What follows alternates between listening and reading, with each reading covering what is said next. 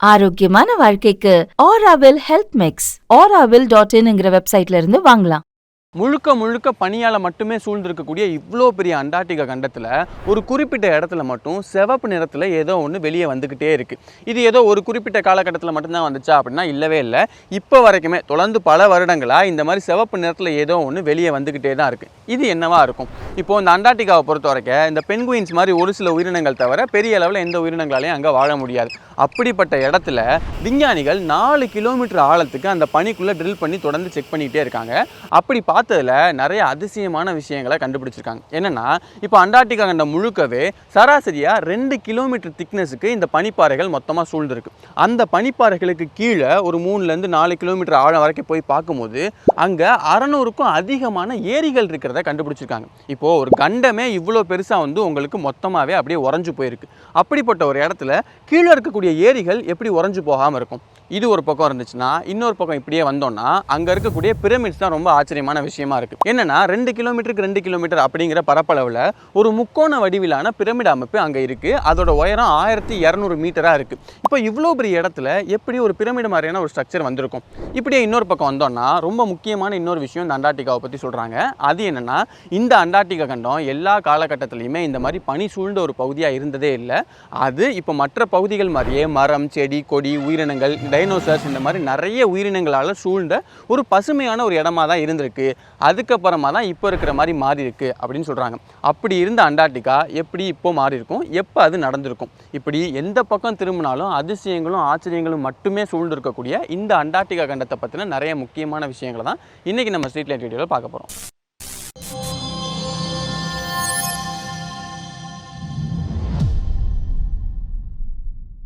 -70°C அப்படிங்கிற குறைந்தபட்ச வெப்பநிலையும் தாண்டி இன்னுமே ரொம்ப கம்மியான வெப்பநிலைக்கு போகக்கூடிய ரொம்ப கடுமையான சூழல் நிலவக்கூடிய ஒரு மிகப்பெரிய கண்டம் தான் இந்த அண்டார்டிகா.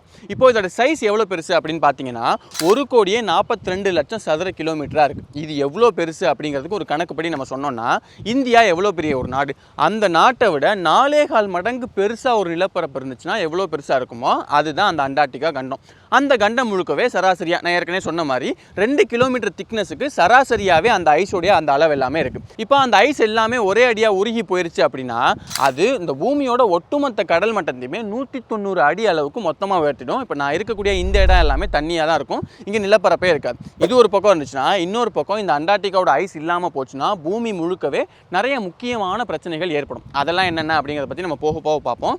முதல்ல இந்த அண்டார்டிகாவை பற்றின மற்ற முக்கியமான விஷயங்களை பார்த்துலாம். மனிதர்கள் முதலாக இந்த அண்டார்டிகா கண்டத்துக்கு எப்போ போனாங்க அப்படிங்கிறத நம்ம உறுதியாக ஒரு பதில் சொல்லிட முடியாது. ஏன் அப்படின்னா, இப்போ பசிபிக் பெருங்கடலுடைய தெற்கு பகுதியில் பாலினேஷியன்ஸ் அப்படிங்கிற ஒரு இனக்குழு மக்கள் இருந்தாங்க. அவங்க ரொம்ப வாடிக்கையாகவே இந்த கடல் கடந்து பயணம் பண்ணுறது இந்த மாதிரியான விஷயங்கள் எல்லாம் 2000 ஆண்டுகளுக்கு முன்னாடியே ரொம்ப அதிகமாகவே பண்ணிட்டு இருந்தாங்க. அவங்க அங்கே போயிருக்கலாம் அப்படிங்கிற மாதிரி ஒரு சில ஆய்வாளர்கள் சொல்கிறாங்க. அதனால இவங்க தான் ஃபஸ்ட்டு போனாங்க, இவங்க செகண்ட் போனாங்க அப்படிங்கிற மாதிரி இங்கே நம்ம உறுதியாக எந்த பதிலையுமே சொல்ல முடியாது. இப்படி இருக்க 15ஆம் நூற்றாண்டுக்கு மேலே தான் இந்த கடல் கடந்து நிறைய பயணம் போவாங்கல்ல, அவங்களுக்கு இந்த அண்டார்டிகா கண்டத்தை பற்றி கொஞ்சம் கொஞ்சமாக தெரிய ஆரம்பிச்சு 19ஆம் நூற்றாண்டுக்கு மேலே இந்த அண்டார்டிகாங்கிற ஒரு கண்டம் இருக்குது, அது முழுக்க ஐஸால் நிறைஞ்சிருக்கு அப்படிங்கிறது நிறைய பேருக்கு தெரிய ஆரம்பிக்குது. இதில் 1950களுக்கு அப்புறமா தான் இந்த அண்டார்டிகா கண்டத்துக்கு ஆய்வுக்காக போகிறது மட்டும் இல்லாமல் சுற்றுலாவுக்காகவுமே இப்போ வரைக்கும் நிறைய பேரை கூட்டிகிட்டு போயிட்டே இருக்காங்க. இப்போ ஆய்வுக்காக போனவங்க தான் இந்த அண்டார்டிகாவை பற்றின நிறைய முக்கியமான விஷயங்களை கண்டுபிடிக்கிறாங்க. இப்போ ரேடியோ வேவ்ஸ் இருக்குது, லேசர் இருக்குது, இந்த மாதிரியான விஷயங்கள்லாம் அந்த பனிக்குள்ளே அனுப்பி அதோட ரீடிங்ஸை மறுபடியும் எடுத்து அதை வச்சுட்டு கண்டுபிடிக்கிறது, அதுக்கப்புறம் சேட்டலைட் டேட்டா வச்சு கண்டுபிடிக்கிறது, சீஸ்மிக் வேவ்ஸை ரீட் பண்ணுறது, இந்த மாதிரி நிறைய விஷயங்கள் எல்லாம் வந்து பயன்படுத்துகிறாங்க.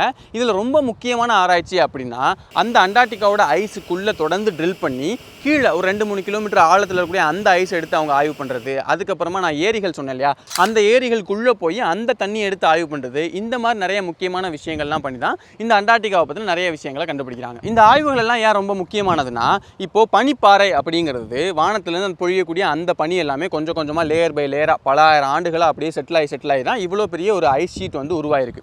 இப்போது இது எல்லாத்தையும் நம்ம ஆய்வு பண்ணி பார்க்கும்போது முன்னாடி காலத்தில் அந்தந்த வருடங்களில் என்ன மாதிரி இங்கே வந்து வளிமண்டலம் இருந்துச்சு, இங்கே என்ன மாதிரியான வாயுக்கள் இருந்துச்சு, இதெல்லாமே இந்த ஐஸில் ட்ராப் ஆகிருக்கும் இல்லையா, அது எல்லாத்தையும் நம்ம எடுத்து ரீடிங் பண்ணும்போது இங்கே என்னெல்லாம் இருந்துச்சு, எப்படிலாம் அது மாறி இருந்துச்சு அப்படிங்கிற விஷயங்களெல்லாம் நம்மளால் கண்டுபிடிக்க முடியும். இது போக இந்த கண்டத்தை பற்றின நிறைய முக்கியமான விஷயங்களை நம்ம தெரிஞ்சுக்கலாம். அப்படி அவங்க கண்டுபிடிச்சதில் ரொம்ப ரொம்ப முக்கியமான ஒரு விஷயம் இருக்குது. அது என்னென்னா, இப்போது அண்டார்டிகாவை பொறுத்தவரை அது ஒரு மிகப்பெரிய தொடர்ச்சியான ஒரு நிலப்பரப்பு மாதிரி தானே இருக்குது. ஆனால் ஒருவேளை நம்ம அந்த ஐஸ் எல்லாத்தையும் நீக்கிட்டு கீழே இருக்கிறத நம்ம பார்த்தோம் அப்படின்னா அது அது ஒரு தொடர்ச்சியான நிலப்பரப்பாக இருக்கவே இருக்காது. இப்போ அண்டார்டிகாவை பக்கத்தில் இருக்கக்கூடிய இன்னொரு கண்டம் அப்படின்னா அதுதான் ஆஸ்திரேலியா. இப்போ நம்ம ஆஸ்திரேலியாவை மேப்பில் பார்த்தோம்னா ஆஸ்திரேலியா ஒரு மிகப்பெரிய ஒரு கண்டமாக இருக்கும். அதுக்கு பக்கத்தில் நிறைய தீவுகள் பெருசாக இருக்கும்ல, கிட்டத்தட்ட அதே மாதிரி தான் இந்த அண்டார்டிகாவும் இருக்குது. அண்டார்டிகாவை பொறுத்தவரை மிகப்பெரிய ஒரு நிலப்பரப்பு இருக்குது. அதுக்கு பக்கத்தில் பெருசான தீவு கூட்டங்கள் எல்லாமே இருக்குது. இதுக்கு மேலே தான் ஐஸ் எல்லாம் தொடர்ந்து விழுந்து இப்போ நமக்கு அது ஒரு ஒற்றை பெரிய கண்டமாக தெரியுது. சரி, இப்போ ரொம்ப முக்கியமான விஷயத்துக்கு வருவோம். அதுதான் இந்த அண்டார்டிகாவோட பனிக்கு கீழே இருக்கக்கூடிய ஏரிகள். இதை சப் கிளேசியல் லேக்ஸ் அப்படின்னு சொல்கிறாங்க. இப்போது மொத்த கண்டமுமே உங்களுக்கு உறைஞ்சு போயிருக்கும் போது இவ்வளோ ஆழத்துக்கு கீழே எப்படி அந்த ஏரிகள் மட்டும் உறைஞ்சு போகாமல் இருக்க முடியும்? இதுக்கு வாய்ப்பு இருக்கா அப்படின்னு கேட்டிங்கன்னா நல்லாவே வாய்ப்பு இருக்குது. என்ன விஷயம்னா, இப்போ 600க்கும் அதிகமான சப் கிளேசியல் லேக்ஸ் இருக்கிறத கண்டுபிடிச்சிருக்காங்க அப்படின்னு சொன்னேன் இல்லையா? அதில் இதுவரைக்கும் கண்டுபிடிச்சதுலேயே மிகப்பெரிய ஏரி அப்படின்னா அது லேக் வோஸ்டாக். கிட்டத்தட்ட 12,500 சதுர கிலோமீட்டர் அளவுக்கான மிகப்பெரிய ஏரியா அது இருக்குது. இப்போது இந்த ஏரி எங்கே இருக்குது அப்படின்னு பார்த்தோம்னா அந்த பனிக்கு கீழே 4 கிலோமீட்டர் ஆழத்தில் அது இருக்குது. இப்போ 4 கிலோமீட்டர் ஆழத்தில், அதுக்கப்புறம் மற்ற ஏரிகள்லாம் பார்த்திங்கன்னா 2 கிலோமீட்டர் 3 கிலோமீட்டர் இந்த மாதிரி நல்லாவே ஆழமாக இருக்கிறதுனால அது பூமியோட க்ரஸ்ட்டுக்கு கொஞ்சம் பக்கத்துலேயே இருக்குது. அப்போ க்ரஸ்ட்லேருந்து வரக்கூடிய வெப்பம் தொடர்ந்து இங்கே சப்ளை ஆகிட்டே இருக்கிறதுனால ஒரு குறிப்பிட்ட சில இடங்களில் மட்டும் அந்த ஏரி எல்லாமே உறைஞ்சு போகாமல் அப்படியே தண்ணி நிலையிலே இருக்குது. இது போக இன்னொரு முக்கியமான காரணம் இருக்குது இதுக்கு. அது என்னென்னா, மேலே 2-3 கிலோமீட்டருக்கு மேலே அந்த பனியோடைய அழுத்தம் தொடர்ந்து வந்துக்கிட்டே இருக்குது. அப்படிங்கிறதுனால அது மிகப்பெரிய ப்ரெஷரை அந்த தண்ணிக்கு கொடுத்துக்கிட்டே இருக்குது. அப்போது அந்த தண்ணியோடைய ஃப்ரீசிங் பாயிண்ட், அதாவது அதோடைய உரைநிலை வந்து மாறுபடுது. பொதுவாக தண்ணியை பொறுத்த வரைக்கும் 0 டிகிரி செல்சியஸ்லேயே அது உறைஞ்சு போயிடும். ஆனால் இங்கே ப்ரெஷர் ரொம்பவே அதிகமாக இருக்கிறதுனால அதோடைய உரைநிலையும் மாறுபடுது. இன்னொரு பக்கத்துலேருந்து இந்த வெப்பம் வந்துக்கிட்டே இருக்கிறதுனால இந்த மாதிரி நிறைய இடங்களில் அந்த ஏரி உறைஞ்சு போகாமல் அப்படியே நீர்நிலையாகவே அப்படியே தொடர்ந்து இருந்துக்கிட்டே இருக்குது. இது வரைக்கும் 600க்கும் அதிகமான ஏரிகளை கண்டுபிடிச்சிருக்காங்க. இன்னும் இந்த அண்டார்டிகாவை பற்றி நிறைய ஆய்வு பண்ண இன்னும் அதிகமான ஏரிகளை கண்டுபிடிக்க முடியும் அப்படின்னு ஆய்வாளர்கள் சொல்கிறாங்க. இந்த ஏரி தண்ணியை தான் வெளியே எடுத்து விஞ்ஞானிகள் நிறைய விதமான ஆராய்ச்சிகள்லாம் பண்ணி நிறைய விஷயங்களை தொடர்ந்து கண்டுபிடிச்சிக்கிட்டே இருக்காங்க. இப்போ அந்த தண்ணியை வெளியே எடுக்கிறதே ஒரு ஆச்சரியமான ப்ராசஸ் தான். என்ன பண்ணுறாங்கன்னா, அந்த 2 கிலோமீட்டர் 3 கிலோமீட்டருக்கு மேலே அந்த ஐஸ் ஷீட்ஸ் இருக்கு இல்லையா, அந்த ஐஸ் ஷீட்டுக்குள்ளே ட்ரில் பண்ணி போயிட்டே இருந்து கடைசியாக அந்த ஏரியை வந்து தொடுறாங்க. இப்போ அந்த ஏரிக்குள்ளே கரெக்டாக அந்த ட்ரில் பைப் போய் சேர்ந்த உடனே ஏற்கனவே அது அதிகமான ப்ரெஷரில் இருக்கிறதுனால இவங்க எதுவுமே பண்ணாமலே அந்த ட்ரில் பைப்புக்குள்ளே தண்ணி ஆட்டோமேட்டிக்காக அந்த ப்ரெஷர்னால தண்ணி அப்படியே மேலே போயிடுது. அதுக்கப்புறம் ரொம்ப சுலபமாக அந்த ட்ரில் பைப்பை கொஞ்சம் கொஞ்சமாக லிஃப்ட் பண்ணி அந்த தண்ணியை வெளியே எடுத்துடுறாங்க. ஆனால் என்ன விஷயம்னா, தண்ணியாக அதை வெளியே எடுக்க முடியறதே இல்லை. ஏன் அப்படின்னா, அந்த ஏரிக்குள்ளே தான் அந்த வெப்பம் இருக்கிறதுனால அந்த தண்ணி வந்து நீராகவே வந்து தொடர்ந்து இருந்துகிட்டே இருக்குது. ஆனால் வெளியே எடுக்க சுற்றி ஐஸ் தானே இருக்குது. அதனால் அந்த தண்ணி எல்லாமே கொஞ்சம் கொஞ்சமாக ஐஸ் கட்டியாக மாற ஆரம்பிச்சு முழுமையான ஒரு ஐஸ் கட்டியாக தான் எப்பயுமே அந்த ஏரி தண்ணி வெளியே வந்து சேருது. அதுக்கப்புறமா தான் அதை அவங்க வெளியே எடுத்துகிட்டு வந்து லேப்ஸ்க்குலாம் கொண்டு போய் அதை வச்சு ஆராய்ச்சிகள்லாம் பண்ணிட்டு இருக்காங்க. ஐஸ்க்கு கீழே இப்படி ஒரு விஷயம் இருந்துச்சுன்னா ஐஸ்க்கு மேலே இன்னொரு விஷயம் இருக்குது. அதுதான் ரத்த நீர்வீழ்ச்சி, அந்த பிளட் ஃபால்ஸ். ஆக்சுவலாக அது பிளட் ஃபால்ஸ் அப்படின்னு சொல்கிறத விட அதை அரக்கு ஃபால்ஸ், அதாவது அரக்கு கலர் நீர்வீழ்ச்சி அப்படின்னு தான் சொல்லணும். ஏன்னா வெளியிலேருந்து பார்க்கறதுக்கு அது மொத்தமாகவே அரக்கு நிறத்தில் தான் ரொம்ப அதிகமாகவே இருக்குது. எதனால இந்த மாதிரி அரக்கு நிறத்தில் இருக்குது அப்படின்னு பார்க்கும்போது முதல்ல இது எங்கே இருக்குது அப்படின்னு பார்த்தோம்னா, அண்டார்டிகாவிலே கொஞ்சம் ட்ரையான, அதாவது கொஞ்சம் காஞ்சு போன ஒரு இடமான மெக்மர்டோ வேலி அப்படிங்கிற ஒரு இடத்துல தான் இருக்குது. இந்த பகுதியில் அங்கே இருக்கக்கூடிய பாறைகளையும் கற்களையும் கொஞ்சம் நல்லாவே பார்க்க முடியும்.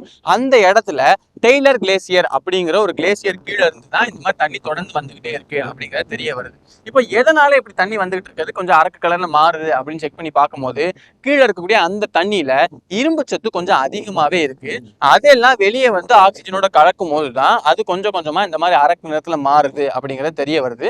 பேசிக்கா வந்து துருப்பிடிக்குதுல்ல, அதே விஷயம் தான் இங்கேயும் நடந்துட்டு இருக்கு. இந்த ரத்த நீர்வீழ்ச்சியிலே இன்னொரு விஷயம் நம்ம கவனிச்சோம்னா, அந்த தண்ணி தொடர்ந்து ஓடிக்கிட்டே இருக்கும். என்னடா விஷயம், தண்ணினா ஓட தானே செய்யும் அப்படின்னு யோசிச்சீங்கன்னா, அப்படி தண்ணி ஓடிட்டு இருக்கும் போது சுற்றி இருக்கக்கூடிய அந்த டெம்பரேச்சர் எவ்வளவு இருக்குன்னு பார்த்தோம்னா அது 0 டிகிரிக்கும் கம்மியா தான் இருக்கு. அப்போ 0 டிகிரியில தண்ணி இருந்துச்சுனாலே அது வந்து உறைஞ்சு போகும். மற்ற இடம் எல்லாமே உறைஞ்சிருக்கும் போது கீழே இருந்து வரக்கூடிய அந்த தண்ணி மட்டும் உறைஞ்சு போகாம இருக்கே, இது ஏன் அப்படின்னு பார்க்கும்போது அந்த தண்ணியோட சலினிட்டி, அதாவது உப்புத்தன்மை கொஞ்சம் அதிகமாவே இருக்கு.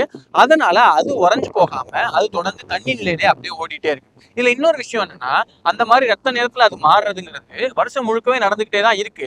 ஆனா எல்லா காலத்திலயுமே ஒரே அளவுக்கு நடக்குதா அப்படின்னா இல்லவே இல்லை. ஒரு காலகட்டத்துல ரொம்ப கம்மியா இருக்கு, ஒரு காலகட்டத்துல ரொம்பவே அதிகமா இருக்கு. இது ஏன் அப்படின்னு பார்க்கும்போது கீழே இருக்கக்கூடிய அந்த ஐஸ் பாறைகளுடைய ப்ரெஷர் டிஃபரன்ஸ்னால இந்த மாதிரி வெளியில வரக்கூடிய அந்த இரும்போட தன்மை மாறுபடலாம். அதே மாதிரி ஒவ்வொரு காலகட்டத்திலும் ஒவ்வொரு மாதிரி இருக்கலாம். இது ஏதோ ஒரு சைக்கிள் மாதிரி தொடர்ந்து நடந்துகிட்டே இருக்கிற மாதிரி தெரியுது அப்படிங்கிற மாதிரி ஆய்வாளர்கள் சொல்றாங்க. ஆனா அதை பத்தி அவங்களால உறுதிப்படுத்த முடியல. அதை பத்தி தொடர்ந்து ஆய்வு பண்ணும் போது தான் இது எதனால நடக்குது அப்படிங்கறத உறுதியான காரணத்தை நம்மளால சொல்ல முடியும். இந்த மாதிரி இன்னொரு முக்கியமான ஆச்சரியம் தான் அண்டார்டிகாவோட அந்த த பிரமிட்ஸ். இப்போ அந்த பிரமிடோட டாப் ஆங்கிள் நம்ம பார்க்கும்போது 2 கிலோமீட்டருக்கு 2 கிலோமீட்டர் அப்படிங்கிற ஒரு சதுரமான பரப்பளவில் 1200 மீட்டர் உயரத்தில் அந்த பிரமிட் இருக்குது அப்படிங்கிற மாதிரி தெரிய வருது. எகிப்தியன் பிரமிடை எப்படி வந்து ஏலியன்ஸ் கட்டுச்சு அப்படிங்கிற மாதிரி ஒரு கட்டுக்கதை இருக்கு இல்லையா, அதே மாதிரி தான் இந்த பிரமிடையும் ஏலியன் தான் கட்டியிருக்கணும். ஏன்னா இவ்வளோ கடினமான சூழலில் மனிதர்கள் வாழ வாய்ப்பே இல்லை. அது மட்டும் இல்லாமல் இந்த அண்டார்டிகா பசுமையாக இருந்த காலகட்டத்திலையுமே மனிதர்கள் அப்போ இல்லவே இல்லை. அப்போ கண்டிப்பாக இந்த மாதிரி ஒன்று ஏலியன்ஸ் தான் கட்டியிருக்கணும், ஏன்னா அது பர்ஃபெக்டாக இருக்குது அப்படிங்கிற மாதிரி நிறைய கதைகள் சொல்லப்படுது. ஆனால் இதோட உண்மை என்ன அப்படின்னு நம்ம பார்த்தோம்னா அது ஏலியன்ஸ் கட்டியிருக்கவும் வாய்ப்பே இல்லை. அது இயற்கையாகவே உருவான ஒரு விஷயமா தான் இருக்கணும். என்ன விஷயம்னா இப்போ நம்ம ஊரில் மேற்கு தொடர்ச்சி மலை அப்படின்னு சொல்கிறோம் இல்லையா, அதே மாதிரியே அண்டார்டிகாவிலையும் நிறைய மலைத்தொடர்கள் இருக்குது. அதில் இருக்கிறதே நீளமான ஒரு மலைத்தொடர் அப்படின்னா அது எல்ஸ்வர்த் மவுண்டைன்ஸ் அப்படிங்கிற மாதிரி சொல்கிறாங்க. 350 கிலோமீட்டர் நீளமும் 48 கிலோமீட்டர் அகலத்திலையும் மிகப்பெரிய ஒரு மிக நீளமான ஒரு மலைத்தொடராக தான் அது இருக்குது. அந்த மலைத்தொடரில் நிறைய மலை குன்றுகள் இருக்குது. அந்த குன்றில் ஒன்று தான் இந்த மாதிரி நமக்கு பிரமிட் மாதிரி தெரியுது. அதுவுமே நம்ம எகிப்தியன் பிரமிடை எடுத்தோம்னா அது பர்ஃபெக்டான ஒரு முக்கோண வடிவத்தில் இருக்கும். நிறைய விஷயங்கள் பர்ஃபெக்டாக இருக்கும். நம்ம ஏற்கனவே அது எப்படி பர்ஃபெக்டாக இருந்துச்சு, அது எப்படி கட்டினாங்க அப்படிங்கிற விஷயத்தை பற்றிலாம் நம்ம டீட்டெயிலான வீடியோ பண்ணியிருக்கோம். இப்போது அதை டாப் ஆங்கிளில் பார்க்கும்போது மட்டும்தான் அது இந்த மாதிரி ரொம்ப பர்ஃபெக்டான ஒரு சதுரமாகவும் ஒரு பர்ஃபெக்டான ஒரு முக்கோணமாகவும் தெரியுது. ஏன்னா நம்ம டாப் ஆங்கிலேருந்து எடுக்கும்போது அதோடைய ஷேடோஸ்லாம் விழுகுது. இந்த மாதிரி நிறைய விஷயங்கள் இருக்கிறதுனால நமக்கு அப்படி தெரியுதே தவிர மற்றபடி அது நிஜத்தில் ரொம்ப பர்ஃபெக்டான ஒரு முக்கோணமே கிடையாது. அதை நாம தான் இந்த மாதிரி நினச்சிக்கிறோம். அது மட்டும் இல்லாமல் அண்டார்டிகா அப்படின்னாலே கொஞ்சம் ஆச்சரியமான ஒரு இடமா இருக்குது. அந்த இடத்துல இந்த மாதிரி ஏலியன்ஸ் தான் வந்துச்சு, அதுதான் அதெல்லாம் கட்டுச்சு அப்படின்னு சொல்லும் போது கொஞ்சம் நல்லா இருக்குல்ல. அதனால தான் இப்படி ஒரு கதை சொல்லப்படுதே தவிர அங்கே ஆராய்ச்சி பண்ணி பார்க்கும்போது மனிதர்கள் அதை வந்து கட்டியிருக்காங்க அப்படிங்கிறதுக்கான எந்த விதமான சான்றுகளும் இல்லை. அது இயற்கையாக உருவான ஒரு குன்று தானே தவிர அதில் ஆச்சரியப்படுறதுக்கும் மற்ற விஷயங்களுக்கு எதுவுமே இல்லை. இப்போ இந்த மாதிரியான குன்றுகளை இங்கே மட்டும் இல்லை, நிறைய இடங்களில் கிட்டத்தட்ட ஒரு முக்கோண வடிவத்தில் இருக்கக்கூடிய மலை குன்றுகளை நிறைய இடங்களில் பார்க்க முடியும். சரி, இப்போ முக்கியமான அந்த விஷயத்துக்கு வருவோம். இந்த அண்டார்டிகா பசுமையாக இருந்துச்சுன்னு சொன்னேன் இல்லையா, அப்படி பசுமையாக இருந்த காலத்தில் இப்போ இருக்கிற மாதிரி நிறைய விசித்திரமான நிறைய வித்தியாசமான வகையான மரங்கள், செடிகள், கொடிகள், இது போக நிறைய உயிரினங்கள், ரைனோசர்ஸ் உட்பட நிறைய பெரிய பெரிய உயிரினங்கள், குட்டி குட்டி உயிரினங்கள், இந்த மாதிரி ரொம்ப அதிகமான பயோடைவர்சிட்டி நிறைஞ்ச ஒரு நிலப்பகுதியாக தான் அது இருந்திருக்கு. அதுக்கப்புறமா தான் கொஞ்சம் கொஞ்சமாக இந்த மாதிரி முழுக்க ஐஸால் நிரம்பின ஒரு நிலப்பகுதியாக இது மாறி இருக்கு. இப்போ எப்படி இது நடந்துச்சு அப்படிங்கிறதையும் தாண்டி இப்படி நடந்துச்சு அப்படிங்கிறத எப்படி உறுதிப்படுத்துகிறாங்க அப்படின்னு பார்த்தோம்னா இந்த மாதிரியான விஷயங்களை ரொம்ப ரொம்ப உறுதிப்படுத்தி சொல்கிறதுக்கான முக்கியமான ஆதாரம் தான் தொல்பொருள் படிமங்கள். இப்போது அண்டார்டிகாவோட ஐஸுக்கு கீழே போய் நம்ம ஆய்வு பண்ணி பார்க்கும்போது அங்கே நிறைய வித்தியாசமான வகையான மரங்கள், செடிகள், இதோடைய புதை படிமங்கள்லாம் கிடச்சிருக்கு. அது போக டைனோசர் மாதிரியான உயிரினங்களுடைய புதை படிமங்கள் கிடச்சிருக்கு. ரொம்ப முக்கியமாக நிறைய செடிகளுடைய மகரந்தங்களுடைய புதை படிமங்கள் எல்லாமே தொடர்ந்து கிடச்சிக்கிட்டே தான் இருக்குது. இது எல்லாத்தையும் வச்சு தான் இங்கே இந்த மாதிரியான ஒரு விஷயங்கள் வாழ்ந்திருக்கலாம் அப்படிங்கிற மாதிரி சொல்கிறாங்க. இது போக இன்னொரு முக்கியமான ஆதாரம் என்ன அப்படின்னா இப்போ அண்டார்டிகாவுக்கு பக்கத்தில் இருக்கக்கூடிய இன்னொரு ஒரு கண்டம் தான் ஆஸ்திரேலியா. இப்போ ஆஸ்திரேலியாவில் ஃப்ளிண்டர்ஸ் ரேஞ்சஸ் அப்படிங்கிற ஒரு மலைத்தொடர் இருக்குது.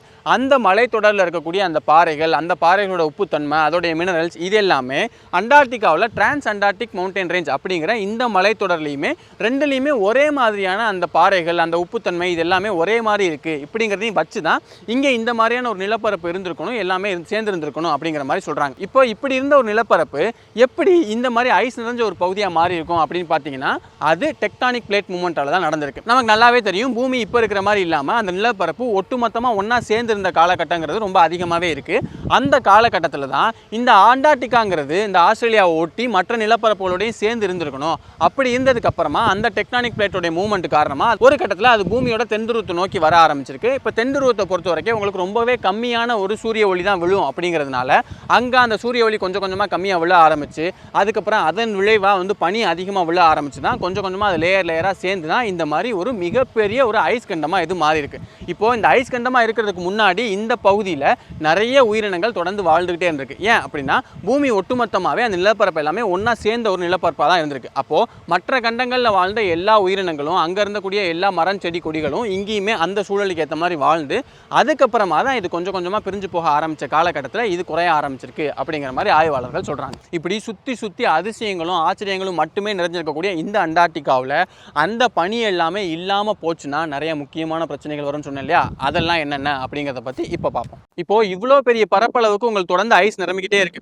இப்போ பூமியோட ஒட்டுமொத்த பேலன்ஸ் அப்படிங்கிறது பூமியோட வட துருவம், தென் துருவம் நடுவில் இருக்குது. இது எல்லாத்துடைய மாசும் சேர்ந்தது தான். அப்போ இவ்வளோ பெரிய பரப்பளவுக்கு இருக்கக்கூடிய அந்த ஐஸ் எல்லாமே கரைஞ்சு தண்ணியாகி வேற இடத்துக்கு போயிடுச்சு அப்படின்னா பூமியோடைய அந்த மொத்த பேலன்ஸ்லயும் மிகப்பெரிய பாதிப்பு ஏற்படும். இது போக இன்னொரு முக்கியமான விஷயம், அந்த அளவுக்கு உங்களுக்கு பனி நினைஞ்சுக்கிட்டே இருந்ததுனால அந்த பகுதியில பூமியோட கிரஸ்டையே அது கொஞ்சம் கொஞ்சமா அழுத்தி தான் வச்சிருக்கு.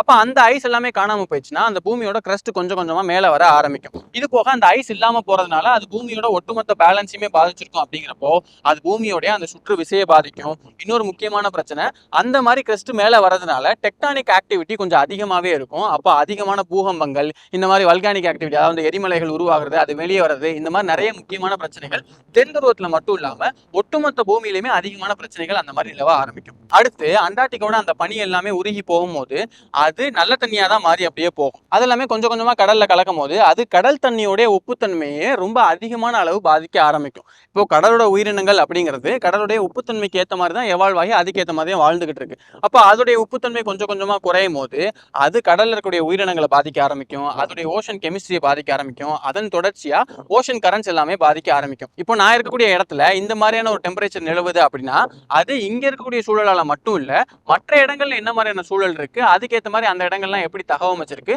அப்படிங்கிறதெல்லாம் பொறுத்து தான் இந்த இடத்துலயும் அந்த மாற்றங்கள் ஏற்படும். அப்போ இங்க அண்டார்டிகாவில் இருக்கக்கூடிய மொத்த ஐஸுமே கரைஞ்சு போயிடுச்சு அப்படின்னா அது எல்லா இடத்துலயுமே கொண்டு போய் தண்ணியை சேர்ப்போம். அப்போ அது ஒட்டுமொத்த பூமியிலுமே நிறைய விதமான மாற்றங்களை ஏற்படுத்தி மிகப்பெரிய அளவுல உயிர்கள் வாழ்றதுக்கு தகுதியே இல்லாத இடமா கொஞ்சம் கொஞ்சமா மாத்த ஆரம்பிக்கும். கரெக்டா சொல்லணும்னா இந்த ஒரு இடம் மட்டுமே காலி ஆகுறதுனால அந்த ஒரு இடத்துல மட்டும் இல்லாம ஒட்டுமொத்த பூமியிலுமே மிகப்பெரிய அளவிலான பிரச்சனைகள் ஏற்படும். ஆனா அதெல்லாம் ஒரே நாள்ல இப்படி நடக்க போறதும் இல்ல, நம்ம கண்ணுக்கு முன்னாடி இப்பயே அது நடக்கிற ஒரு விஷயமாவும் தெரியல. அது கொஞ்சம் கொஞ்சமா நடந்துகிட்டு இருக்கு அப்படிங்கிறது உண்மைதான்.